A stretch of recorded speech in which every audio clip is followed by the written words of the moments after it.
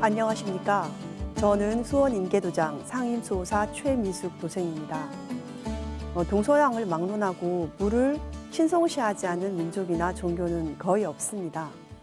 과학과 철학에서도 생명의 기원이 물에서 시작되었다고 하는데요. 특히 한민족은 그 어느 민족보다도 물을 신성시한 민족입니다. 동의보감에 나오는 물의 종류만도 30몇 가지가 있는데요. 우리 조상님의 물에 대한 고찰은 참으로 경이로울 따름입니다. 증산도에서는 총수를 경건히 모시고 생명의 주문인 태울주를 읽으면서 새벽을 열고 밤을 닫는데요. 오늘은 총수와 태울주에 관한 도전 말씀을 함께 살펴보는 시간을 갖겠습니다. 총수를 올리는 것은 우리 민족 고유의 도 닦는 의식인데요. 6,000년 전부터 내려오는 신교 문화의 하나이죠. 우리네 할머니와 어머니도 유구한 세월 집안에 우환이 들거나 바라는 일이 있을 때는 정한수, 즉 총수를 떠놓고 칠성님과 천지신명께 지극한 정성으로 기도를 올렸습니다. 얼마 전 한 도생님의 사연을 들은 적이 있는데요. 월남전에 파병된 아버지와 새벽에 일어나서 총수를 모시며 아버지의 무사 귀환을 기원하신 어머니의 이야기였습니다. 어머니는 이른 새벽이면 동네에 하나밖에 없는 우물에 가서 누구보다 먼저 물을 기러 오셨다는데요. 산짐승이 많은 때였지만 오로지 남편의 안위를 위해 무서움도 잊은 채 총수를 길어다 모시고 기도를 올리셨습니다. 3년이 세월이 지난 뒤에 아버지는 무사히 월남전에서 돌아오셨습니다. 그런데 아버지는 월남에서 참으로 신비한 경험을 하셨다고 합니다. 하루는 부대원들과 전투 지역에 가서 하룻밤을 보내는데 새벽에 갑자기 꿈에 할아버지가 나타나서는 확 밀치더라는 겁니다. 그래서 야전 침대에서 굴러 떨어졌는데요. 바로 그 순간 포탄이 날아와서 부대원들이 여러 죽었다고 합니다. 하지만 아버지는 그때 굴러 떨어진 덕분에 다리에 부상만 입고 무사할 수 있었던 것이죠. 그 모든 일이 조상님의 보살핌과 어머니가 지극정성으로 총수 모시고 기도를 드린 덕분이라고 했습니다. 이처럼 총수를 모시고 기도를 드려 조화를 체험한 분들이 무수히 많고 또 도전에도 비슷한 사례가 있는데요. 제가 읽어보겠습니다. 응종의 아들이 병들어 위독하거늘 응종이 총수를 떠놓고 상제님 계신 곳을 향하여 낫게 해주시기를 기원하니 그 병이 곧 낫는지라. 이튿날 구릿골에 와서 상제님을 뵈니 상제님께서 물으시기를 어제 구름을 타고 내려다 본즉 내가 손을 비비고 있었으니 무슨 일이 있었느냐 하시거늘 응종이 그 일을 아뢰니 상제님께서 웃으시니라. 상제님을 따르던 황응종 성도가 아들이 병들어 위독하자 총수를 떠놓고 낫게 해주시기를 기원했더니 그 병이 곧 나았다는 내용이죠. 상제님께서는 총수에 대해 말씀하시기를 이것이 복록이니라 라고 하셨습니다. 총수가 단순한 물이 아닌 인간과 생명을 유지하게 해주는 복록이라는 말씀인데요. 그래서 총수를 모시면 사람을 영적으로, 육체적으로 조화롭게 하는데 큰 효력이 있습니다. 또한 앞에서 말씀드린 사례처럼 한결같은 정성으로 총수를 모시고 태울주 수행을 생활하면 모든 병이 소멸되고 영적으로 크게 성숙하게 됩니다. 그리고 총수를 올리고 기도를 드릴 때 지극정성을 드린다고 표현을 하는데요. 북두칠성에서 국자의 그 머리 부분에 있는 탐랑성과 거문성을 직선으로 연결해서 연장해 나가면 북극성과 만나게 됩니다. 북극성을 가리킨다고 해서 이 두 별을 일컬어 지극성이라고 하는데요. 이름이 지극정성과 비슷해서일까요? 총수를 떠놓고 칠성님께 기도를 드릴 때는 두 별이 청수물에 비추도록 했다고 합니다. 청수가 칠성님과 나의 생명을 이어주는 매개 역할을 한 것이죠. 그래서 지극정성으로 청수를 모시고 태울주 수행을 하면 하루하루 세속 생활 속에 흐트러진 마음의 조각들이 하나로 정리되고 순화가 되는 것을 경험할 수 있습니다. 또한 총수를 올리는 과정에서 얼굴과 손을 깨끗이 닦기 때문에 정한 몸과 청정한 마음을 가질 수 있는데요. 이러한 상태에서 기도하고 수행함으로써 자신의 심령을 정화시킬 수 있게 되는 것입니다. 청수와 관련한 저의 체험을 말씀드리고 싶은데요. 제가 처음 증산도 도문에 입도하여 왜 청수를 모시고 기도를 해야 하는지 듣고 배웠습니다. 그러나 그것이 체험으로 확연히 와닿진 않았었는데요. 단순히 예법으로 받아들였고 교육을 통해 기본적인 원리만 알고 있었기 때문이죠. 그러던 어느 날 왜 청수를 모시고 기도해야 하는지 명백히 체험할 수 있게 되었습니다. 그날은 유난히도 피곤하고 뭔가 가슴이 사무치는 날이었습니다. 늦은 밤 집으로 돌아와 피곤하고 지친 상태였지만 목욕 재개를 하고 청수를 모셨습니다. 흰 사기 그릇에 채워진 물은 나의 묵은 마음이라 여기며 비워내고 새로 길어온 맑은 청수를 새 마음이라 생각하며 채워 넣었습니다. 그러자 몸은 피곤했지만 마음으로부터 샘물 같은 밝음이 풍풍 솟아나는 것 같았습니다. 신단 위에 청수를 올리고 사배심구를 올렸는데요. 하늘과 땅과 인간이 하나 되는 반천무지의 절법으로 천천히 대자연의 길을 느끼며 절을 했습니다. 그제서야 상제님께서 성도님들을 공부시키실 때 총수를 모시게 한 이유를 알 수 있었는데요. 3편 244장 말씀을 읽어보겠습니다. 상제님께서 성도들을 공부시키실 때 각기 총수를 모시고 글을 읽게 하시니 성도들이 사발이며 바가지 등 청수 그릇을 보듬어 와서는 깨끗한 물을 떠다가 제각기 앞에 두고 글을 읽는데 이때 턱은 앞으로 살짝 당기고 겉눈은 감고 속눈을 뜬 채로 청수 그릇을 응시하며 읽으니라. 또 처음 공부하는 사람은 조그만 웅덩이에 청수를 모시고 공부하게 하시니라. 공부할 때는 반드시 무릎 꿇은 자세로 앉게 하시고 먼저 칠성경을 읽고 후에 개벽주를 읽게 하시는데 성도들을 직접 가르치지 않으시고 항상 형렬을 먼저 가르치시어 형렬로 하여금 다른 사람을 가르치게 하시니라. 약방이 좁아서 안으로 들어가지 못한 성도들은 약방 마루며 마당, 굿삿, 밭 등 어디에라도 구석구석 앉아 공부를 하니 공부가 잘 되는 사람은 청수에 미꾸라지도 보이고 잉어도 보이고 하더라.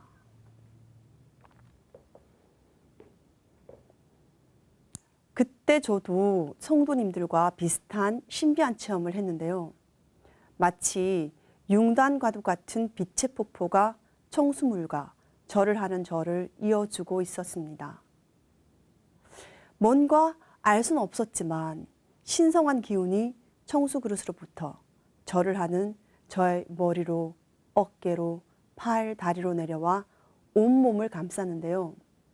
피곤은 싹 사라지고 오히려 등줄기로부터 전율이 오르며 머리는 청명해지고 마음은 한없는 경건함과 기쁨으로 가득 차 올랐습니다. 그리고 청수에서 나온 융단 같은 신성한 기운이 마치 양수가 태아를 감싸듯 저를 감싸고 있었습니다. 상제님께서는 천지를 받는 청수라고 하셨는데요. 제가 그때 그 말씀을 몸소 체험한 것이 아닌가 하는 생각이 들었습니다. 기도와 수행을 하면서 청수를 모시는 이유는 또 있는데요. 청수는 우주 생명과 만물의 근원을 상징하기 때문입니다. 동양의 역철학에서는 북방에서 작용하는 천지의 에너지를 물이라고 합니다. 숫자로는 1로 표현하는데요. 1은 시작과 근원을 뜻합니다. 다시 말하면 물은 천지 만물의 생명의 근원인 것입니다. 그래서 청수를 모시고 수행을 하면 천지조화의 근원인 수기가 내려와 온 몸을 적시게 됩니다. 수행 원리를 좀 더 말씀드리겠습니다. 천지 안에서 만물은 해와 달에서 비롯되는 수화의 기운을 받아 생명을 영위해 가는데요. 소우주인 인간도 그와 똑같이 수기운과 화기운이 서로 교류하면서 생명 활동을 지속해 나가고 있습니다. 사람의 생명을 유지해 주는 데는 양대 동력원이 있는데요. 그것은 바로 물과 불입니다. 이 물과 불의 순환을 수승화강이라고 하는데요. 사람의 몸에서 물과 불 기운을 주관하는 장부는 바로 신장과 심장입니다. 생명의 원천인 정수가 작용하는 신장은 아래쪽에 있고 신이 깃들어 있는 심장은 위쪽에 있습니다. 주역의 8개 원리에 따르면 신장의 수기운과 심장의 화기운은 각각 감깨와 릿깨로 상징되는데요. 물을 상징하는 감깨를 보면 그 가운데는 양이고 밖은 음으로 되어 있습니다. 반면에 불을 상징하는 릿깨를 보면 그 가운데는 음이고 밖은 활활 타오르는 양입니다. 여기에서 감깨의 음 속에 있는 양을 진양이라고 하고 이깨의 양 속에 있는 음을 진음 또는 진수라고 합니다. 따라서 심장 속에 있는 진음은 본래 음의 고향인 신장으로 내려가려 하고 또 신장 속에 있는 진양은 본래의 고향인 심장으로 올라가려고 하는 성질이 있습니다. 그래서 음과 양, 수화가 서로 만날 때 우리 몸의 생명 활동이 건강하게 지속될 수 있는 것입니다. 그리고 수승화강에는 대자연의 음양 법칙에 따라 두 가지 방식이 있는데요. 하나는 생리적으로 누구에게나 일어나는 자연적인 수승화강으로 밤이 되어 잠을 자면 심장 불기운의 진음이 신장 물기운의 진양 속으로 되돌아가는 것입니다. 불면증은 이 기능이 떨어질 때 일어나게 됩니다. 그런데 이것만으로는 건강한 생명의 몸을 얻을 수는 없습니다. 또 다른 수승화강이 함께 이루어져야 하기 때문입니다. 그것이 바로 또 하나의 잠, 바로 수행입니다. 허리를 반듯하게 펴고 바른 자세로 앉아 모든 생각과 감정을 끊고 호흡을 고르게 조절하여 일체 감각적인 접촉이 끊어지면 우주의 순수의식에 들어가게 되는데요. 이때 배꼽 아래 하단전에서 생명의 원동력인 정수가 동하게 됩니다. 이 정기가 머리 위로 올라와서 명화되면 인당에 있는 신단이 열리면서 몸과 마음이 대자연과 하나 되는 황홀경의 일심경계에 들어가게 되는데 이로부터 도의 길로 들어서는 것이라 할 수 있습니다. 다시 말씀드려서 인간은 두 가지 방식의 잠을 자야 하는데요. 눈을 감고 누워서 자는 생리적인 잠과 일어나 앉아서 모든 생각을 끊고 영혼을 눈뜬 채 천지와 하나 되어 깨어서 완전히 쉬는 잠을 통해 두 가지의 수승화강이 이루어져야 천지와 하나 되는 중도의식으로 들어가 건강하고 참된 삶을 살 수 있는 것이죠. 그리고 여기에 상제님께서 수기저장 주문이라고 하신 태을주의 조화성력에 법력이 덧붙여지면 마침내 인간은 그 지고한 꿈인 신천지의 영원한 인존의 생명을 성취하게 됩니다. 앞서 말씀드린 대로 물은 만유 생명의 근원이기 때문에 정성스레 모신 청수에서는 우주에 가득 찬 생명을 낳고 기르는 조화성신의 기운이 흘러나옵니다. 저도 청수를 모시고 태을주 수행을 하면서 저의 영혼이 정화되고 새롭게 태어남을 알게 되는데요. 그 이후 저는 청수 모시는 즐거움에 빠져들게 되었습니다. 이른 새벽에 도장에 7그릇의 청수를 모시며 벅찬 충만감으로 기도하고 수행을 했습니다. 그러면서 도전 말씀도 자연 이해가 되고 기도와 수행의 기운으로 저와 신도들을 치유하게 되는데요.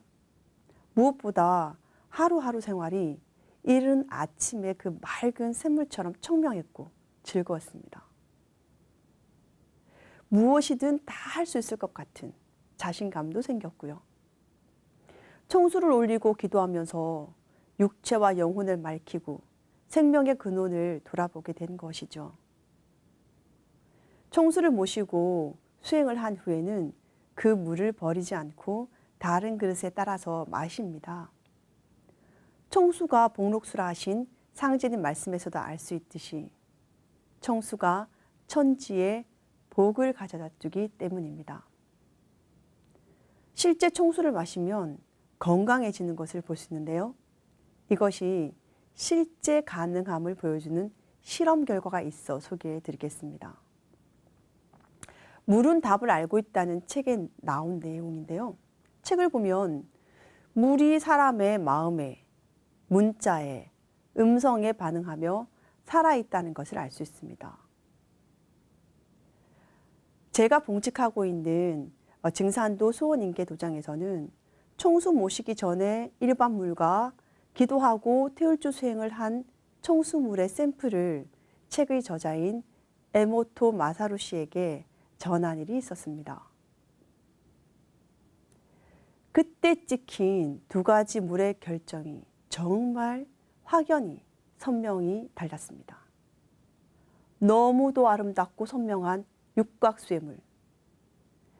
환경오염으로 육각의 결정이 파괴된 물이 정성스럽게 모시고 천지의 생명 주문인 태울주를 읽었을 때 살아있는 생명력 넘치는 육각의 물로 다시 태어난 것입니다.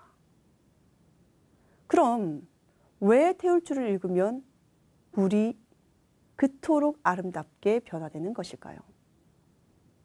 이를 깨닫기 위해선 먼저 소리의 힘에 대해서 알아야 합니다. 근래 들어 과학의 발전으로 소리가 인체에 미치는 영향을 연구해 다양한 치유 방법을 개발해 가고 있는데요. 물 흐르는 소리, 바람 소리, 새 소리, 원초적인 자연의 소리와 함께 국악, 클래식, 뉴에이지 등 다양한 음악 장르에 이르기까지 소리로 질병을 치유하는 예는 이제 거의 보편화되어 가고 있는 실정입니다. 중국에서 1998년에 개발해 미국 특허를 받은 소리 비료라는 것도 있는데요. 농작물에 적합한 소리의 파장을 쏘아주면 화학 비료를 쓰지 않고도 40% 이상 수확의 증가를 거둔다고 합니다. 놀랍죠? 웰빙 바람을 타고 음악 효과를 이용한 제빵 기술도 국내에서 선보이고 있고요. 세계적으로도 규모가 있는 대부분 병의원에서 소리치료 센터를 운영하고 있음은 물론입니다. 이런 소리치료 효과 중에서 무엇보다도 강력한 치유의 효과를 지닌 소리의 결정체가 있는데요. 바로 천지의 기운을 빨아들이는 글이란 뜻의 주문입니다. 상제님께서 가을 개벽기, 구원의 법방, 태울주를 내려주셨는데요. 태울주는 구축병마주니라. 내가 이 세상의 모든 약기운을 태울주에 붙여놓았나니 만병통치 태울주니라. 태울주는 심령과 혼백을 안정케 하여 성령을 접하게 하고 신도를 통하게 하며 천하 창생을 건지는 주문이니라. 태울주는 훔치훔치 태울천상원군 훔리치아돌의 훔리암리사파의 23자로 되어 있는데요. 여기에서 훔은 우주의 마음자리, 즉 생명의 근원자리를 소리로 나타낸 것입니다. 그리고 치는 바로 그 우주의 생명자리와 하나 되는 소리입니다. 따라서 태울주를 읽으면 천지의 조화기운을 받아들여 불멸의 이 우주 생명과 하나가 됨으로써 몸과 마음이 함께 치유를 받을 수 있게 되는 것입니다. 앞서 소리가 물에 미치는 영향에 대해 알아봤는데요. 그런데 우리 몸은 대부분 물로 구성되어 있죠. 우리 몸은 스스로 살아 숨쉬고 움직이는 고귀한 생명수라고 할 수 있는데요. 하지만 오염된 환경과 각박한 삶으로 인해 우리의 몸과 마음은 파괴되고 숨가빠하고 있습니다. 마음 놓고 먹을 물도, 안심하고 들이마실 수 있는 공기도, 제대로 된 먹을거리도 찾아보기 힘든 현실에서 우리 몸은 갈수록 독소로 채워져 변형되어 가고 있는데요. 태울주를 읽으면 물로 구성된 우리 몸과 영혼이 천지의 조화 기운으로 채워져 모든 병이 치유되고 성숙을 이룰 수 있습니다. 실제 태울주를 읽기 전후에 적혈구 실험, 물의 실험, 몸의 파장 실험 등을 통해서 얻은 결과는 태울주가 매우 강한 면역 증가에 효과가 있다는 것을 증명하고 있습니다. 동의보감에서도 천연두의 치료법으로 약 처방 외에 태울주 읽기에 관한 기록이 있는데요.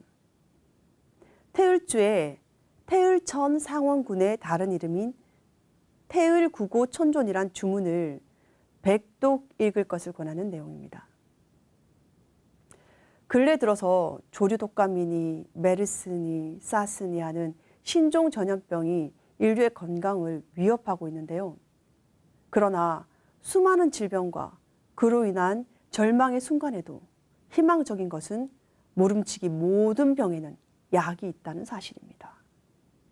공기만큼이나 밀접하게 우리는 소리 속에서 살고 있습니다. 이 소리의 순수정수인 주문, 그 중에서도 태울주가 우리의 생명을 활성화시키는 신비로운 힘이 있음을 깨우친다면 우리의 미래는 그리 어둡지만은 않을 것입니다.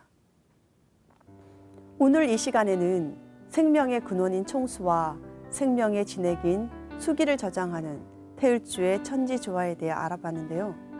청수는 글자 그대로 맑은 물, 우주 생명의 물입니다.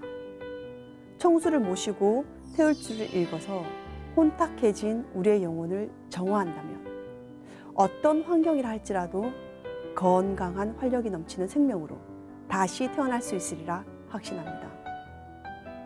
여러분 모두 깊은 장막으로 가려졌던 우주 조화의 신비의 문을 열어서 천지와 함께 영원 불멸의 생명으로 다시 태어나시길 바랍니다.